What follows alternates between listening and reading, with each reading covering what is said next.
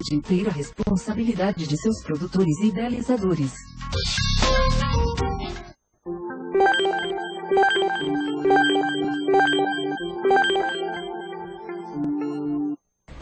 Olá, boa tarde, eu sou Ana Paula Piedade. Começa agora mais um Saúde de Pauta Online.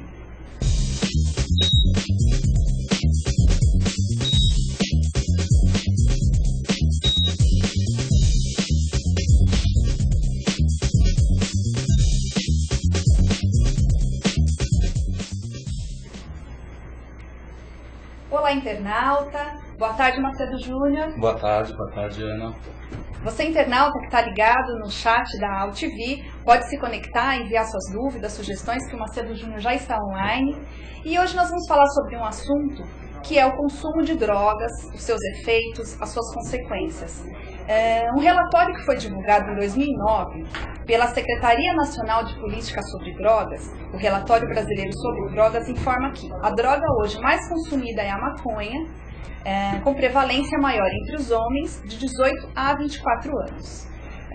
No Brasil, a estimativa é de que quase 23% da população já consumiu algum tipo de droga ilícita alguma vez na vida.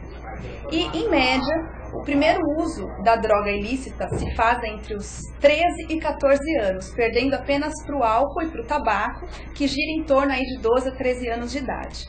A novidade agora é a nova droga, que é o Oxy, que é uma droga realmente de efeitos devastadores. Hoje temos aqui o psicólogo e coordenador do Programa de Adolescente do Centro de Referência em Tratamento em Álcool, Tabaco e Outras Drogas, o CRATOD, o Dr. Wagner Abril Souto. Boa tarde, Dr. Wagner. Boa tarde, Ana Paula. Boa tarde, Júnior. Boa tarde, doutor. Dr. Wagner, quais são, para a gente começar falando sobre droga, que realmente é um universo aí, a gente percebe pelas novas drogas que acabam surgindo, que é um universo de um caminho aí longo, quais são as drogas ilícitas hoje mais consumidas no Brasil? Pois é, começa pelas ilícitas, a maconha, né, é a primeira droga de consumo entre os jovens, principalmente. A cocaína e o crack vêm em seguida, né? Os inalantes, que embora não sejam ilícitos, né, mas também é bastante consumido entre o público jovem. E o êxtase, né? O êxtase é uma droga sintética. Isso.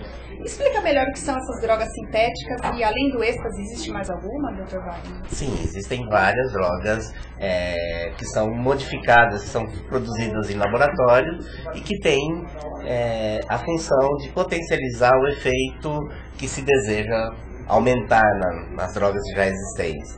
Então essas drogas sintéticas, elas são produzidas em pequenos espaços, não requer um espaço muito grande, muita gente para fabricar ou para produzir, né? O que dificulta bastante a apreensão, né, e a identificação do traficante. Agora, as consequências no organismo das drogas naturais, digamos assim, com relação às drogas sintéticas, são muito diferentes? Não são diferentes, né? É lógico que cada droga tem um efeito nocivo ao organismo que vai buscar a sua via, né, de administração, vai também de encontro aos órgãos que ela tem preferência por estar atingindo. Por exemplo, as drogas inaladas, elas vão atingir primeiramente as vias respiratórias, né? As que são fumadas, né, vão à cavidade oral, boca, esôfago, faringe, né? Então depende da via de administração, da quantidade utilizada, né, do tempo de uso. Doutor, essa droga sintética, ela já existe faz tempo. Por que leva hoje a população a usar mais? Bom, um dos motivos é porque ela é mais de difícil apreensão, né? Você pode carregar uma grande quantidade de droga sintética sem que se perceba, né? Porque elas são geralmente comprimidos ou são coisas muito pequenas e que você pode ter uma grande quantidade. Além do mais, não chama atenção, né? Uma plantação de maconha chama a atenção de muita gente, né? Para fazer a cocaína também chama a atenção de muita gente, muito embora seja feito em locais mais escondidos, muito distantes. A droga sintética tem essa diferença, ela pode ser produzida numa kitnet no centro da cidade e que não vai chamar a atenção de ninguém. Você vai só saber quando explodir ou quando a polícia abrir aquele espaço e apreender as drogas, né? Agora, resumidamente, o senhor pode explicar a composição dessas drogas que são mais consumidas, que o senhor citou? Próprio êxtase, maconha, cocaína, crack, assim, quais são as substâncias que compõem essas drogas, doutor? Então, a maconha é a cannabis, né, que é a própria folha da maconha, que é secada, triturada e é fumada, né? A maconha tem, além do princípio ativo que é o THC, também tem alcatrão. Então, o mesmo alcatrão que está presente no cigarro está presente na maconha. Então, quando você fuma um baseado, é o mesmo que você tivesse fumado 4 cigarros, né? Ainda sem o benefício do filtro. Se o cigarro tem o benefício do filtro, que vai fazer com que algumas substâncias não cheguem ao seu organismo, a maconha não tem. Mas isso porque a quantidade que está na maconha é maior do que a do cigarro, para ter esse efeito 4 vezes maior ou não? Sim, sim. A maconha a equivalência é de 1 para 4. 1 para 4, né? Entendi. Okay. Entendi. E a cocaína é o cloridrato de cocaína, né? Mais o éter, e aí para se transformar na pasta base, da pasta base se faz o pó, né? Ou se faz o crack. O crack é a última, a gente costuma dizer que é o lixo da cocaína, é a sobra do que se foi feito o pó, que se é transformado com adição de éter e tudo, para que ele vire uma pedra, né?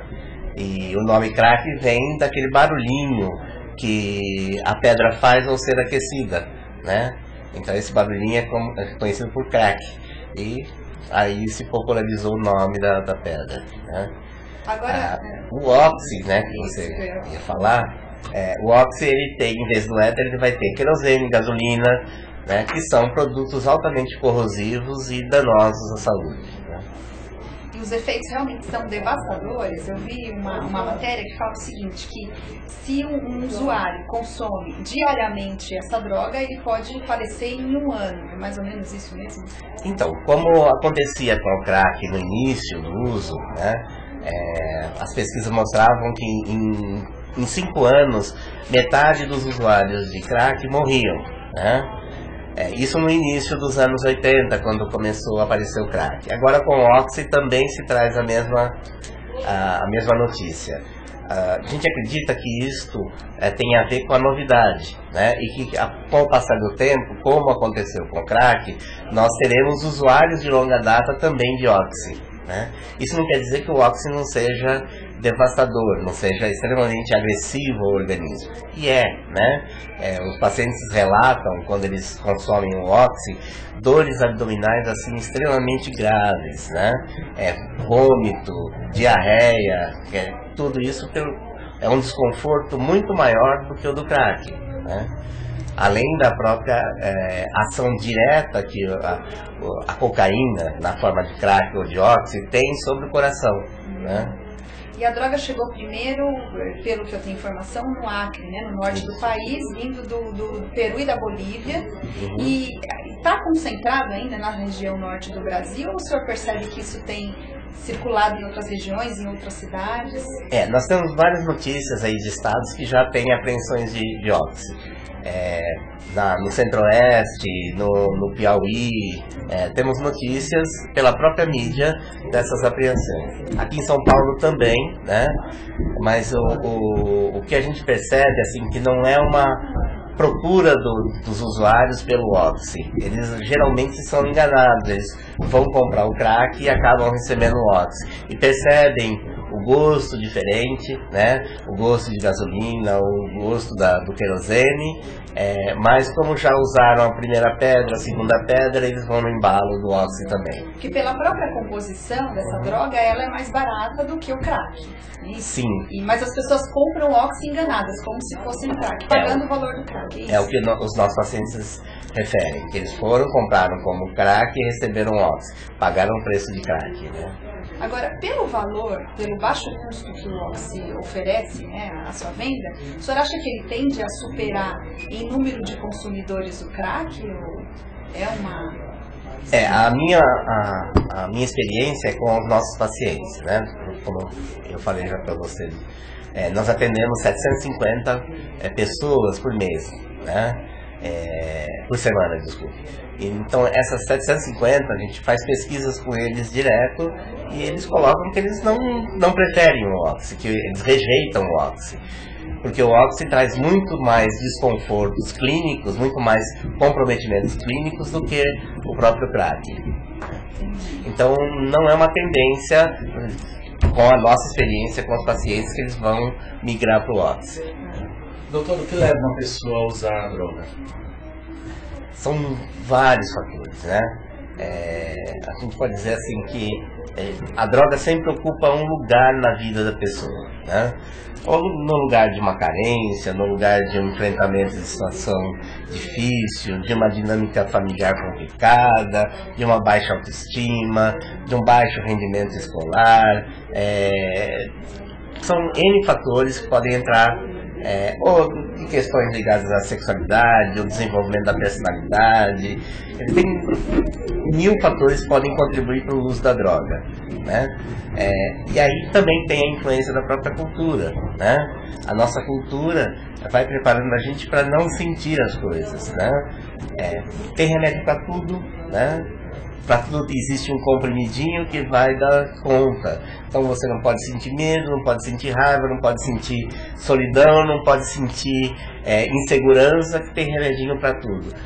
Então, nessa linha de raciocínio, a gente também não pode sentir nada, que a droga também acaba aplacando em alguns momentos. Principalmente num momento de vida, né, em que você está estruturando a sua personalidade, que é a adolescência, que é a época mais difícil e que é um fator de risco bastante importante para esse uso de droga. O João Buoner entrou aqui e está perguntando assim, hoje não tem mais idade para começar a usar as drogas, né? O crack, por exemplo, uma pessoa que fica a vida inteira sem usar nenhum tipo de droga, ela pode usar o crack mais velha, pode ser? Pode. O crack, por exemplo, o que nós temos assim de estudos, que o crack entra depois de outras drogas ilícitas. Geralmente se começa com o tabaco e o álcool, aí lá para os 15 anos, em média, né? Lá pelos 15 anos entra a maconha na vida da pessoa, e lá para os 17, 18 anos entra o crack. Até os 19 anos, em média, é o que a gente tem dos relatos dos pacientes. Mas tem gente que começa mais tarde, né? Tem e já pula toda essa... Então, e quanto mais tarde você começar o uso de uma droga, menos chances você tem de se tornar dependente. Mesmo crack? Mesmo crack. Nós temos usuários de crack de mais de 20 anos hoje, né? Ele tem um uso abusivo de crack? Tem, mas ele ainda mantém relação de emprego, relações de familiares, né, relações sociais. Ele tem um uso. Esse uso é nocivo para ele? Né? Mas ele não caracteriza o mesmo perfil daquele dependente de crack que está numa cracolândia ou está nas ruas aí, né, fazendo uso constante. Isso porque ele fuma com menos frequência. Sim. Isso, e aí a dependência, obviamente, não vem com equivalência ao consumidor mais precoce e diário, digamos Verdade. assim, né? Então a gente conclui aqui mais um bloco e voltamos já com Saúde em Pauta Online.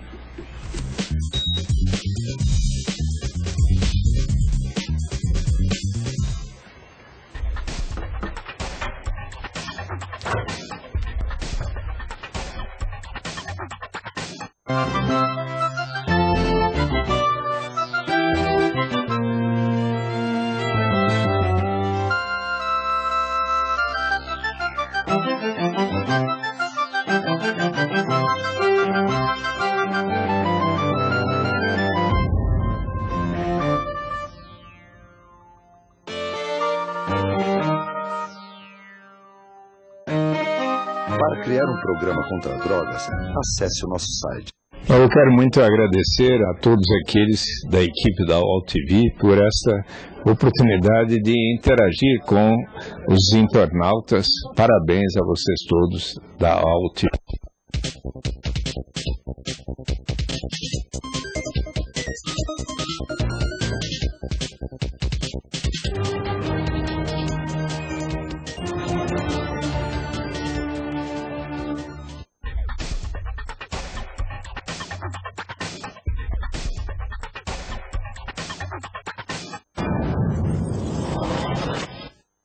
Padilhão, manda um cervejão.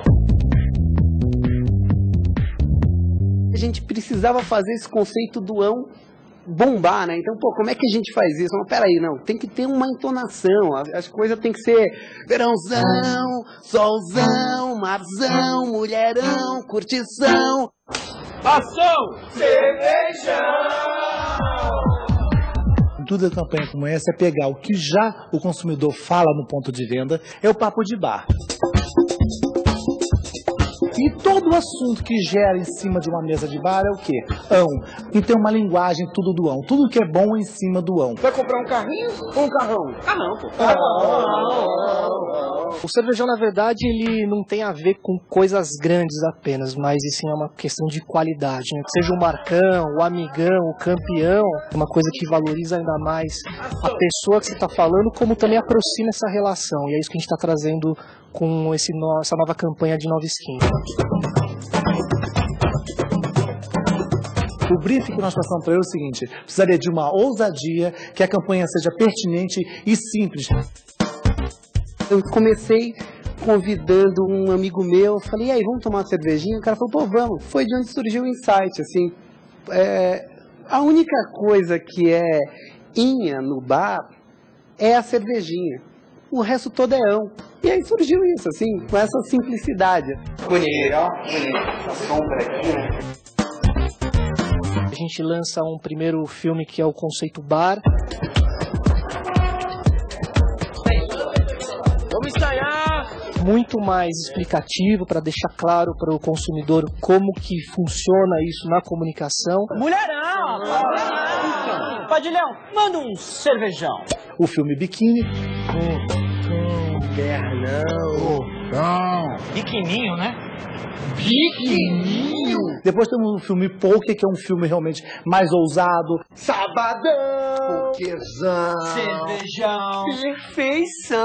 A produtora foi a Fulano. A direção do René Sampaio, que é um cara maravilhoso, tem o time da comédia. Isso, vamos aí, vai som!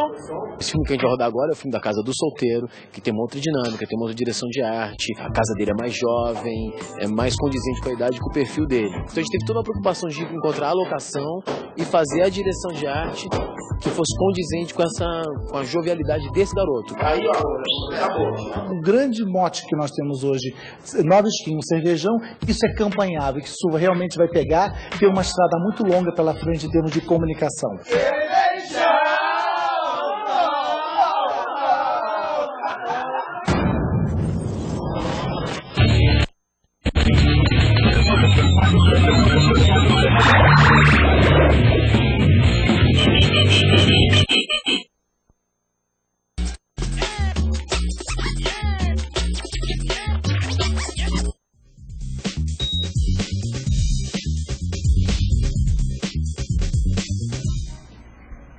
Boa tarde, você que ligou agora na UTV. Nós estamos falando hoje sobre consumo de drogas. Estamos aqui com o psicólogo Dr. Wagner e temos também o Gabriel Mori, que é ex-dependente químico e dono da clínica de reabilitação Carpe Diem, que é masculina.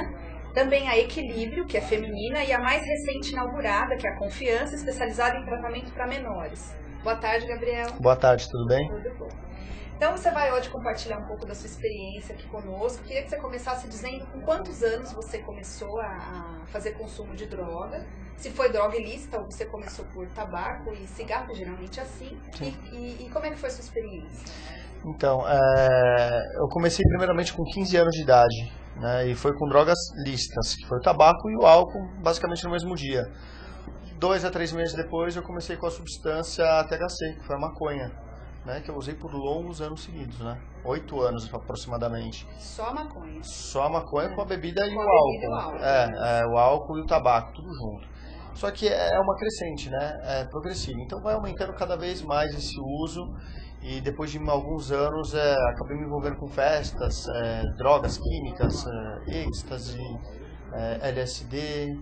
Aí você acaba conhecendo a cocaína. Aí certo dia você vai para comprar cocaína, não tem cocaína, você vai no crack, aí usa o crack com a maconha. Então foi progressivo. Durante quanto tempo foi esse? Quase 10 anos. Quase 10 anos. Quase 10 anos de drogadição. Por que você começou, Gabriel? Então, eu não tenho um parâmetro para dizer o porquê eu comecei. Eu sei dizer o porquê eu saí, né? Mas o porquê eu comecei eu não tive uma história que realmente começou a me levar para o uso. Não acho nenhum motivo na minha infância. Ou para se enturmar. Ou para me enturmar. Foi, na verdade, diversão com os amigos. Talvez tenha sido para me enturmar. Todo mundo usa. Então veio aquela agitação toda. Talvez tenha sido por isso. Curiosidade, com certeza, um dos fatores principais assim foi a curiosidade. Pô, vamos fumar maconha, todo mundo fuma. Vamos ver como que é. Então, daí desencadeia o uso. Ninguém imagina que vai chegar no crack. Ninguém imagina que vai chegar na cocaína. E quando você chega no crack, que é das drogas mais devastadoras, quanto tempo você consumiu crack? E a partir de que momento você ou alguém próximo, familiar, alguém próximo, te deu um start e falou, peraí, tá na hora de eu procurar um tratamento, senão... Entendi. Após o início do uso do crack, eu demorei aproximadamente 1 ano, né, para tomar a atitude de me internar. Por quê? Porque foi extremamente devastador. O que eu não fiz em 8 anos de dependência química de maconha, álcool e tabaco, em 1 ano o crack praticamente me afundou. Então, assim, foi devastador. É muito progressivo, é muito rápido. Muito rápido. Em que momento que a família percebeu realmente que eu estava com dificuldades, com problemas? No momento que comecei a vender as coisas de dentro de casa, não tinha mais dinheiro, não tem mais recursos. Então, de um dependente que eu começo a roubar as coisas de dentro de casa, quando acabam os recursos, a família começa a esconder carteira, trancar a porta do quarto, eu começo a ir para a rua. Então, de usuário, eu começo a me tornar o quê? Um delinquente, um criminoso. Por quê? Porque eu vou utilizar de todos os meios para conseguir subterfúgios na rua para poder usar droga. Então, foi aí que minha família começou realmente a ver a necessidade imensa de internação, né? Eu já pesava 58 quilos, 57 quilos, quando eu cheguei dentro de um centro de tratamento. Gabriel, Thiago, teu irmão? Meu irmão. Ele tá falando que você é uma lição de vida. Ele tá... tá com a gente aqui online. Que bacana. Bacana. Legal. Me ajudou muito esse cara, hein? É importante, né? A estrutura familiar conta muito. A estrutura familiar conta muito. Tudo, né? Sim, porque o que acontece? Tem pessoas que têm inúmeras internações, entendeu? Então tem famílias que já não aguentam mais. Então essa pessoa acaba fazendo o quê? Sendo colocada para fora de casa, ou a família acaba abandonando. Então uma estrutura familiar, né, que compete educação, amor, carinho, então tudo isso realmente conta. E é a hora certa de agir, a hora certa de tomar uma decisão, né? Sempre com o auxílio de profissionais. E como é que você mantinha financeiramente seu vício? Você falou que chegou um determinado momento que a própria família começava a guardar carteira. Você chegou a furtar dentro da tua própria casa? Como é que era? Você tinha emprego antes e perdeu? Como é que você manteve financeiramente seu vício? Todos os empregos eu perdi. Eu tinha muita habilidade para arrumar emprego, né? Então eu chegava lá, colocava uma roupa boa mesmo, magro, às vezes com olheira. A gente dava uma maquiada e tal, e eu acabava conseguindo os empregos, muita lábia. Só que duravam 2, 3 meses, o máximo que eu fiquei foi 8 meses numa concessionária, numa loja de carro, que eu ganhava particularmente bem. Então eu sempre acabava me sustentando dessa maneira. Saía, não tinha mais dinheiro, então eu acabava conseguindo financeiramente vendendo roupas dentro de casa, vendendo eletroeletrônicos, até mesmo do meu irmão que está assistindo, coitado, já acabei cometendo foi mais uma vítima, infelizmente, mas hoje, graças a Deus, eu tenho que fazer exatamente o movimento contrário, reparações dentro das minhas limitações, podendo ajudar minha família, né? Ajudar os meus amigos, então realmente fazendo o movimento contrário, mas foi vendendo as coisas de dentro de casa, sumia as coisas, sumia dinheiro, sumia roupa, objetos de valor, porque é moeda de troca, então eu não vejo uma blusa, eu vejo quanto aquela blusa pode me financiar para o uso de droga. Obviamente um valor bem mais baixo, uma blusa às vezes de R$300, como moeda de troca, acaba virando 20, 30 reais, que é um absurdo, né? É onde chega a degradação. E qual que é o efeito do crack? Para ele ser tão atrativo assim, a ponto de você porque você usava o quê? Diariamente? Diariamente, com certeza. Em casa? Em casa, na rua, dirigindo, quase provocando acidente, né? Você usa as duas mãos para fazer o uso, o desespero é tanto que não dá tempo de chegar em casa. Então, se eu tô com o carro, vai usando dentro do carro, fecha os vidros com isso o filme, vai dirigindo com o joelho, grande insanidade, né? E que sensação você...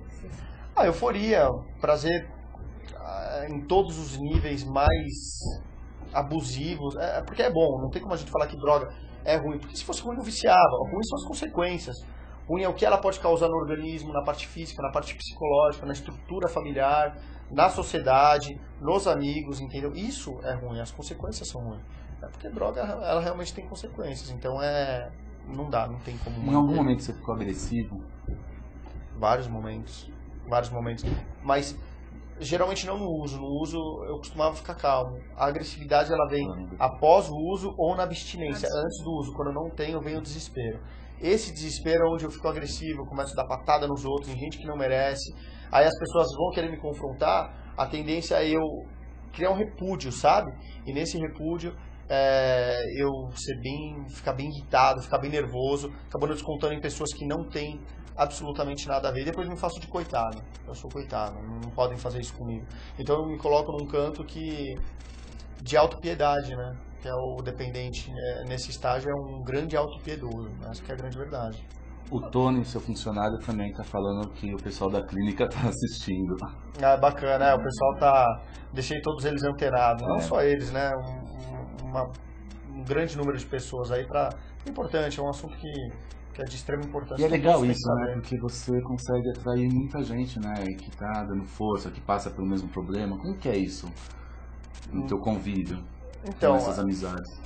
Na verdade, até antes disso, né? Assim, em que ponto você achou que tinha como missão abrir uma clínica, né? Quer dizer, você passou por um tratamento, provavelmente você foi internado, teve um processo de reabilitação, e aí você falou, bom, eu vou abrir uma clínica porque eu quero ajudar outras pessoas que passaram pelo que eu passei, né? Como é que foi isso? Então, desde o momento que eu estava internado, quando eu comecei realmente a me envolver com o tratamento de dependência química, lá dentro eu conheci algumas pessoas e comecei a conversar na ideia. Falei, pô, que bacana, uma clínica, olha como que funciona. Obviamente, lá dentro ninguém quer estar internado, né? Então eu tinha os meus momentos de, quero ir embora, não aguento mais e tal. Só que a gente foi desenvolvendo o tratamento, fui me recuperando e comecei a desenvolver essa ideia com alguns amigos, tal, inclusive com os sócios que eu tenho hoje. E falamos, vamos abrir uma clínica, vamos tentar fazer o melhor. Não somos a melhor clínica, né? Mas somos uma clínica de excelência, muito conhecida no mercado. Né? Várias pessoas nos procuram, inclusive poder público, prefeituras, para que possam fazer um trabalho em parceria conosco. Daí a ideia também de abrir a clínica especializada no tratamento para menor de idade. Então a nossa clínica não é única e exclusivamente visando os ganhos financeiros, porque nós trabalhamos também num contexto social. Em que sentido? Não somos obrigados a dar vaga social, as pessoas não vêm nos obrigam, vocês precisam dar vagas sociais. Só que a cada 10 pacientes, uma vaga social a gente coloca. Então, se nós tivermos 60 pacientes, em torno de 6 a 7 vagas sociais nós temos dentro da clínica. Qual o critério usado? A gente faz uma análise familiar e vê realmente a necessidade de internação daquele paciente. É válido informar que o paciente tem que querer. A gente não pega o paciente involuntariamente se ele não quiser. Né? Ele precisa querer esse tratamento.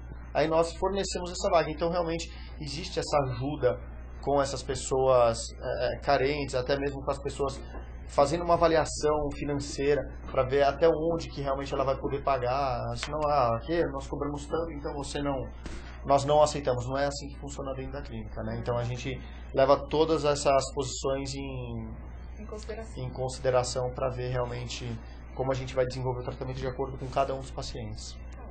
A gente conclui aqui mais um bloco de Saúde em Pauta Online. Aguarde, voltamos já.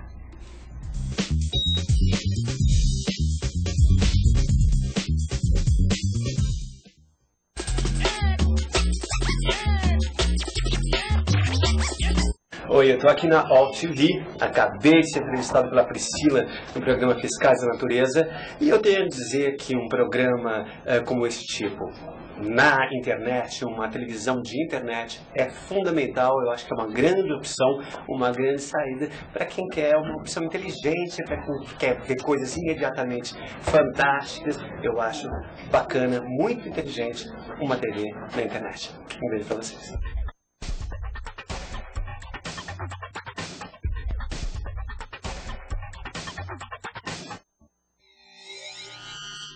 Essa televisão é a televisão do futuro. Quer dizer, eu acabei de participar de um programa prime time aqui, uma entrevista interativa, que eu sempre ouvi falar da coisa, e de repente você vê que essa televisão está te permitindo, essa tecnologia está te permitindo realizar o milagre que só Cristo realizava, que é ser ubíquo, ou seja, estar ao mesmo tempo em vários lugares, né? E essa coisa imediata da resposta, da repercussão que você está falando, e o lar que está recebendo, o decodificador da sua mensagem, está interagindo com você, está respondendo, está pulsando junto, quer dizer, é muito estranho essa coisa. Agora, é incrível como a gente aceita isso com naturalidade, né? O mundo está mudando de uma maneira tão veloz, e era para o ser humano levar sustos, e a gente vai aceitando com naturalidade. Eu gostei muito de participar desse programa, e acho que mais algum tempo isso vai estar... Daqui a pouco o cara em casa também vai mostrar a cara dele para a gente poder conversar aqui da televisão. Vai ser engraçado.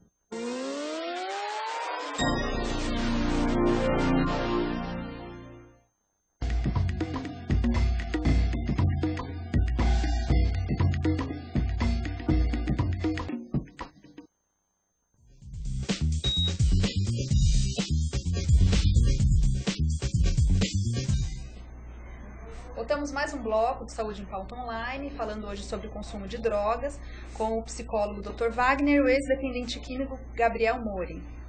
Doutor, a Poliana Souto de São Paulo pergunta: quais os sintomas da abstinência? Depende da droga, né? Por exemplo, do álcool, tremores, sudorese, pode ser dor de cabeça, um mal-estar generalizado, boca seca, né? Boca seca é comum em quase todas as drogas, tremor no crack também é comum, né? Na maconha, uma agitação psicomotora também, né? Ou então, no caso da cocaína, a gente chama de efeito rebote, né? Se a cocaína e o crack, elas excitam o sistema nervoso central, né, e provocam uma agitação, uma euforia, na abstinência pode provocar o contrário, né? Então, uma apatia, uma falta de vontade, embora a agitação continue existindo, né? Gabriel, durante o período em que você, assim, a partir do momento que você ficou quanto tempo internado? 8 Foi meses. uma vez ou não? Uma única vez. Uma única? Quanto tempo? 8 meses. 8 meses. 8 meses. E aí depois que você saiu, você teve recaídas? Não? Tive uma recaída, depois de 1 ano e 8 meses limpo, tive uma recaída. Uma recaída em festa, que é problema de comportamento, né? A pessoa fica sem droga, acha que pode fazer determinadas coisas. Agora que eu tô sem droga eu posso sair novamente, mas a história não é bem assim, né? Então começa a sair, começa a desenvolver determinados comportamentos, e o velho homem que ficou lá atrás, que você matou dentro de uma clínica, ele volta. E quando esse velho homem se aproxima, ele é muito mais forte do que nós. Então aí que realmente você se transforma e volta a usar, e muito mais sério do que antes, porque recupera aquele tempo, entre aspas, que você perdeu, né? Então realmente usa absurdamente, então é complicado uma recaída. Hoje você toma uma cervejinha com os amigos, fuma um cigarro, ou você está distanciado? Graças a Deus, bem distanciado, sou até chato. Pode, né? Eu sou o ex-fumante chato. Né? Eu sou aquele tipo de ex-fumante que alguém começa a fumar do meu lado, eu já começo a ficar irritado, ninguém fuma no meu carro. A fumaça do cigarro te incomoda? Ela trava na garganta, né? Trava totalmente na garganta. Chato, né? Não, mas eu sou completamente chato, assim, eu não gosto. As pessoas fumam na faculdade, chegam, sentam do meu lado, sabe que sentir o cheiro assim de longe, você sente o cheiro do cigarro, na bebida, você sente o cheiro de bebida de longe, então eu me mantenho abstêmio de todas as substâncias que podem alterar a mente ou o humor. Agora, Dr. Wagner, como o próprio Gabriel está dizendo, quer dizer, uma vez dependente químico, você sempre tem que estar em constante um distanciamento dessas substâncias, de um ambiente que pode te favorecer o consumo, quer dizer, a pessoa tem que estar em constante observância, digamos assim. A gente precisa entender assim, que existem várias formas de uso, desde o uso social, o uso abusivo e a dependência. Quem ultrapassou essa linha do uso abusivo para a dependência, ele adquiriu uma doença. A dependência é uma doença que é crônica, né? Então doente ele vai ser. O que ele vai aprender é ter estratégias de enfrentamento, de fuga das situações de risco, né? Identificar os fatores que o poderiam levar ao uso da substância, mas como o Gabriel disse, é muito comum achar que eu vou a uma situação social de festa e achar que eu posso, depois de algum tempo de abstinência. Não pode, não dá, né? Porque a recaída acontece e ele volta a usar no mesmo padrão que ele usava antes ou até num padrão maior de consumo. Mas a recaída, ela faz parte, né, do caminho do tratamento de dependência. Ela é prevista, né, que aconteça algumas vezes. E o que é importante é, como também você pontuou, aprender com essa recaída. O que aconteceu, onde que eu escorreguei, né? Qual foi a situação que eu não percebi e que me fez eu recair. Então, a recaída não é falência de um tratamento, muito pelo contrário, significa que aquela pessoa precisa de mais tratamento, né? É um alerta. Sim, é um alerta. Okay? É lógico que do ponto de vista da saúde a gente espera que não aconteçam, mas ela é prevista que aconteça, né? Estão perguntando aqui, o que muitas vezes impede o dependente químico de reconhecer a necessidade de ajuda em um tratamento? Acho que o Gabriel, doutor Wagner. Acho que os dois, pode ser. Quer falar? Não, sim, muitas vezes o que impede ele de procurar um tratamento é porque ele se vê no momento do uso, né? Muitas vezes ele acaba falando assim, eu posso parar, eu consigo parar. Então ele fica estabelecendo metas. Eu vou usar até feriado, por exemplo, do carnaval. É a última vez que eu uso drogas. E chega o feriado do carnaval, ele, por força de vontade, realmente, às vezes ele consegue ficar 1 ou 2 semanas sem usar, talvez menos, alguns ficam mais. Mas o que caracteriza o dependente e o adicto? Ele não fica por muito tempo abstêmio. Ele, cedo ou tarde, ele volta a usar. E ele não sabe o que fazer, porque ele não reconhece, ele não sabe que é um dependente químico. Eu conto uma mentira sempre redundante na cabeça dele. Eu paro quando eu quero, eu não tenho problema com drogas, é vergonha, é medo. Então são uma série de situações que colocam ele numa posição de não vou buscar ajuda, ou tenho medo de ter uma ajuda, ou tenho medo de internação, né? Então é uma série de crenças pré-estabelecidas que na realidade impedem esse pedido de ajuda, né? E só você mesmo pode saber quando você tem que procurar ajuda, né? Porque não adianta os outros falarem. Às vezes não. Às vezes quem percebe são os outros. Se eu estou numa atitude bastante onipotente, como o Gabriel estava falando, né? Que não reconheço que é momento de fazer alguma coisa, né? Mas os familiares estão percebendo, as coisas estão sumindo dentro de casa, ou então aquela pessoa está tendo complicações clínicas e ele vai negando. Às vezes os familiares ou as pessoas que convivem são o parâmetro para fazer alguma coisa a respeito, né? Porque a droga pode ocupar um lugar de valor emocional na vida da pessoa. Por exemplo, para compensar uma baixa autoestima, né, para dar uma falsa sensação de poder, né? Enquanto isso for necessário, fica difícil ela reconhecer que tem um problema com o uso de droga. Haja vista a questão do álcool. O álcool é uma das drogas que tem maior dificuldade, e o cigarro também, né, das pessoas reconhecerem que tem problema com ele. Muito embora percam empregos, percam laços familiares, né? Mas a pessoa tem que querer buscar um tratamento, né? Isso é verdade. Hoje a gente vê mães que acorrentam os filhos e não adianta. A pessoa, o usuário, ele tem que querer melhorar. Sim, mas essa motivação ela pode ser trabalhada, né? A motivação ela não é uma linha reta, ela muda muito. Então, muitas vezes, acho que o Gabriel tem essa experiência também, as pessoas chegam na clínica ou lá no nosso centro de referência, eu vim porque eu quero parar, hoje, né? No dia seguinte já não quer mais, né? Ou no momento seguinte já não quer mais. No momento posterior, aí quer novamente. Porque a motivação ela é muito mutável. E o nosso trabalho todo, em qualquer tratamento, é que essa motivação fique pendendo para o lado da melhora, da busca de ajuda, da recuperação. E como o Gabriel falou, a recuperação não significa parar. Isso é mais fácil, parar de usar droga. O mais difícil é você resgatar vínculos, é você fazer planos, projetos de vida, né? Uma qualidade de vida, né? Então, o tratamento da dependência não pode ficar baseado na abstinência ou na substância. Isso não é o suficiente, né?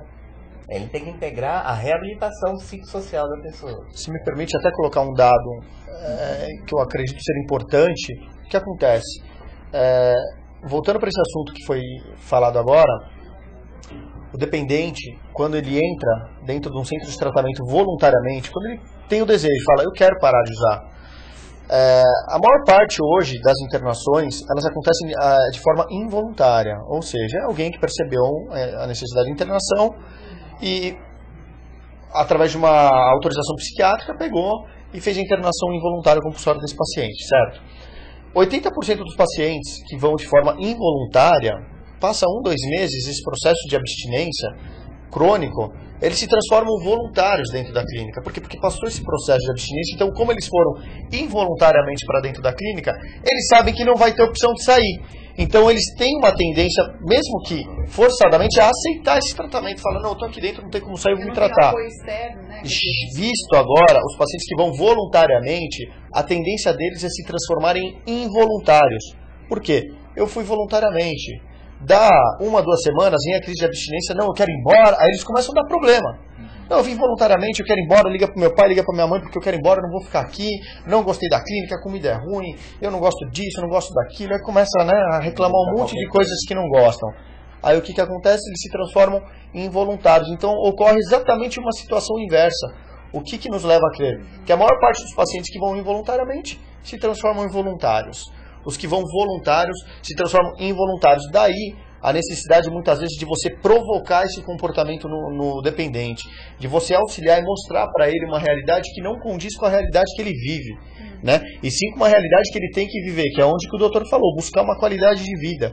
Não só parar de usar e ter uma qualidade de vida, aprender a viver, resgatar uma história, resgatar valores. E muitas vezes isso depende quase que 100%, né, de materiais que nós vamos dar, mas porém da atitude, como ele vai encarar essa nova realidade, como ele vai receber as informações de um psicólogo, como ele vai receber as informações de um terapeuta e como ele vai praticar isso na vida dele. Não adianta só nós fazermos, você precisa mudar, você tem que mudar. Ele realmente tem que mudar, mas ele tem que entender essa real necessidade. Se ele não entender, se ele não quiser, do fundo do coração, não para.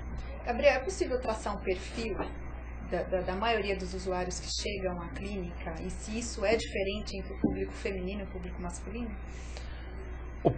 Sem dúvida nenhuma, né? Tanto o público masculino quanto o público feminino, quanto menor de idade, cada um tem um tipo de comportamento diferente, são necessidades diferentes, né? Mas um perfil que eu posso dizer para vocês, porque eu vejo no dia a dia, é o quê? É comum em todos eles, é degradação, é o medo, é o sentimento de derrota, né? Onipotentes, totalmente, assim. Então eles chegam na clínica com esse sentimento. É o perfil que eu posso falar para vocês, que eu enxergo. Agora, um parecer técnico, eu vou deixar para o nosso amigo doutor, que pode dar informações técnicas melhores, mas são todos eles chegam nesse mesmo parâmetro, né? Degradados, falidos espiritualmente, né? Onde tem a necessidade de resgatar todos esses valores espirituais, valores morais, valores éticos, familiares, sociológicos, e fazer com que realmente tenha essa mudança. Esse é o perfil que eu vejo em cada um deles. O doutor quer complementar? Até porque tem os pacientes também que chegam ao cratóide, né? Sim, a nossa população é bastante específica, né? Porque composta de 40% de moradores de rua ou de albergue, né?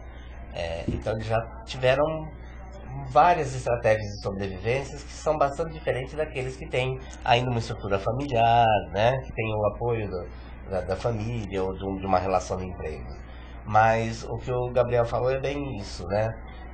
Os públicos são diferentes, né? Então as mulheres têm vulnerabilidades específicas, os adolescentes também, né? E o público masculino tem também a sua característica. Então, precisa ter programas e tratamentos específicos para cada uma dessas populações, porque eles realmente têm necessidades específicas. Então, concluímos aqui mais um bloco de Saúde em Pauta Online e voltamos já.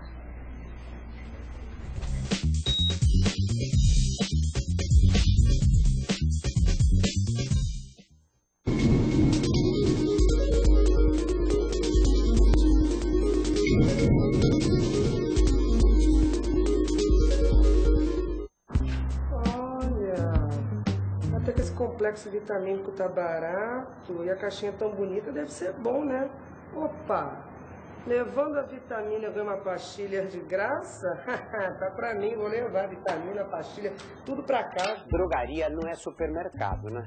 Comprar remédio não é como comprar roupa ou eletrodoméstico. Não compre medicamentos sem uma receita do médico ou orientação do farmacêutico.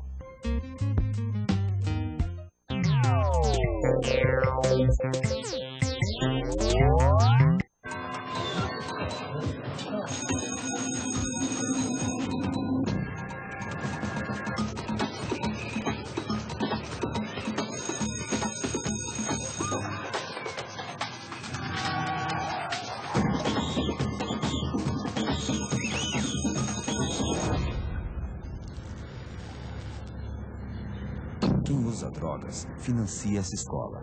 Prepare-se. Logo um recém-formado cruza com você.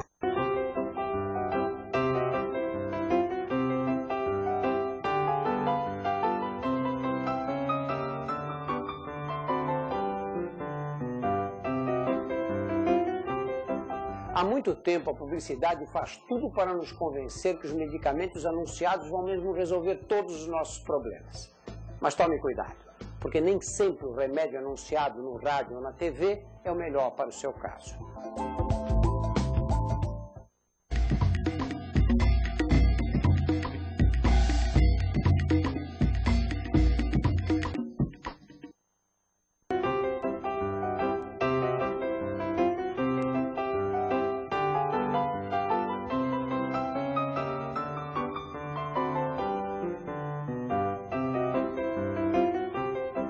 Há muito tempo a publicidade faz tudo para nos convencer que os medicamentos anunciados vão mesmo resolver todos os nossos problemas.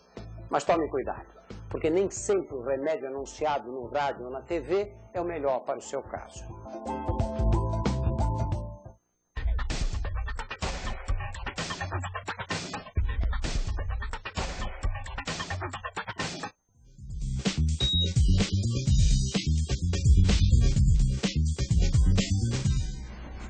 Voltamos ao último bloco de Saúde em Pauta Online. Vai fazer alguma pergunta, Júnior? Do doutor, o Fernando de São Paulo. O crack leva o número de suicídios, envolvimento em brigas e comportamento de risco? Sim, com certeza, comportamento de risco, o crack está bastante vinculado, né? Tanto riscos de contrair DSTs, prostituição, no caso da agressividade, envolvimento em brigas, em pequenos furtos para manter o consumo, né? Em relação ao suicídio, alguns casos são relatados, mas o que nós temos de pesquisa é um trabalho do Dr. Marcelo Ribeiro, que acompanhou usuários de crack aqui da Cracolândia de São Paulo durante 12 anos, e esses usuários, ao longo desses 12 anos, uma boa parte havia morrido, mais de 50%, só que apenas 9% devido ao uso da substância, mas 91% devido a envolvimento em brigas ou acertos com a polícia, com o tráfico, né, por motivos de agressividade mesmo. Agora uma pergunta para os dois. O que vocês acham da descriminalização da maconha? Doutor? Olha, eu vou dizer o seguinte, até uma pergunta aqui que eu ia até fazer. Eu estava me perguntando no começo do programa, que horas que eles vão fazer essa pergunta? Não tem como. Vamos dizer que as duas drogas que nós temos maior problema são o álcool e o tabaco. Não são criminalizáveis, né? São regulamentadas. Eu não vejo muito ganho para a sociedade a gente discutir muito isso, né? Na verdade, o que a gente tem que discutir é o acesso ao tratamento daqueles que querem se tratar e que não querem mais fazer o uso. A maconha é a droga ilícita mais usada entre o público jovem, já é utilizada. Não vejo grandes ganhos em termos de diminuição desse consumo que venha com a legalização ou com a descriminalização. O que eu posso dizer vou só colocar um fator que eu creio que seja importante, um dado que foi puxado dentro da clínica. Fizemos um levantamento na clínica feminina, especificamente. De 40 pacientes, 38 começaram pelo uso da maconha. 38, ou seja, é um número absurdamente grande. estão fazendo as passeatas, as manifestações deles, estão com autorização do Supremo para poderem fazer esse tipo de manifestação, mas eu acredito também que antes de se discutir para legalizar ou não a droga, como que vai fazer isso? Como que vai viabilizar? Não tem nenhuma política ainda de tratamento tão específica, como que vai discutir também a legalização? Será que tem estrutura para tudo isso? Para comportar taxação de impostos? É uma série de coisas. Então eu acredito, na minha opinião, que ainda não tenha uma política pública viável para legalização ou descriminalização da maconha. Que na verdade a discussão não vai no caminho da legalização, vai da descriminalização, que é diferente, né? A descriminalização significa não tornar crime o uso, né? O tráfico, sim, mas a substância continua ilegal, né? Mas o uso já não é criminalizado por essa nova lei, né? Na verdade, ele é passível de tratamento, o usuário, né? O que se discute aí é a quantidade que se porta, que aí é uma questão de se rever a lei ou de se pensar melhor sobre isso. Porque geralmente nessas palestras essas opiniões elas estão andando exatamente juntas, entendeu? Pelo menos a oportunidade que eu tive de ver lá em Atibaia, que fizeram uma manifestação dessa, não foram única e exclusivamente da descriminalização, sim, várias bandeiras, legalize já, legalizem a maconha, marcha da maconha, e falando até algumas musiquinhas para os policiais que estavam lá, porque eles não poderiam fazer nada, enfim, também não vem ao caso, mas é porque eles sempre utilizam a mesma via para estar pedindo a mesma coisa, então é complicado. E é importante saber que a dependência de maconha existe, acontece, né? E a gente tem contato com pacientes que são dependentes de maconha que já tem graves prejuízos a nível de memória, de concentração, né? Que mal conseguem formular uma frase completa, um pensamento, né? Então é uma substância que é bastante danosa, sim, né? Não vejo grandes ganhos para a sociedade a gente discutir tanto esse assunto. É um assunto realmente polêmico, né? Bom, infelizmente o nosso tempo está se esgotando, a gente tem tantas outras perguntas para se fazer, quer dizer, provavelmente rende um outro programa aqui, provavelmente a gente vai ter um outro programa falando sobre esse tema, que realmente é um tema bem necessitado de discussão, né, drogas. E aí eu gostaria que vocês deixassem aqui os contatos, o doutor fala do Cratod, de como funciona, você também das suas clínicas, contato, e-mail, telefone, por favor. O Cratod é o centro de referência de álcool, tabaco e outras drogas, nós funcionamos 24 horas, o nosso endereço é ali bem perto da Extracolândia, né? Rua Prates 165, no Bom Retiro, telefone 11 3329 4455. Gabriel? O Grupo Carpe Diem, que funciona com 3 clínicas, Carpe Diem, Equilíbrio e Clínica Confiança, o público para menor de idade, também funciona 24 horas. Os telefones são 011 2427 5049 e o 7842 4331. Qualquer informação, é só ligar que vamos ter o maior prazer em estar esclarecendo. Agradeço por demais a presença de vocês, Dr. Wagner, Gabriel, muito obrigada pelos esclarecimentos. E você quer dar um alô pro Eu quero agradecer também, dizer que eu estou muito feliz aí em discutir esse tema e agradecer vocês também, falar parabéns pelo trabalho de vocês, parabéns, Gabriel, acho que tudo que você precisar também da gente para divulgar, pode contar com a gente, e o doutor também, que é muito importante o trabalho de vocês. Obrigado pela oportunidade também. Bom, você internauta que está ligado pode acompanhar os vídeos do Saúde em Pauta Online no próprio site www.saudeempauta.online.com.br. Estarão disponíveis também no YouTube. Lembrando que estamos aqui ao vivo toda quinta-feira, das 3 às 4 da tarde. E no próximo programa nós vamos falar sobre gravidez saudável. Um universo que ronda esse momento da mulher, que é alimentação, beleza, atividade física e muito mais. Aguardamos vocês e até lá.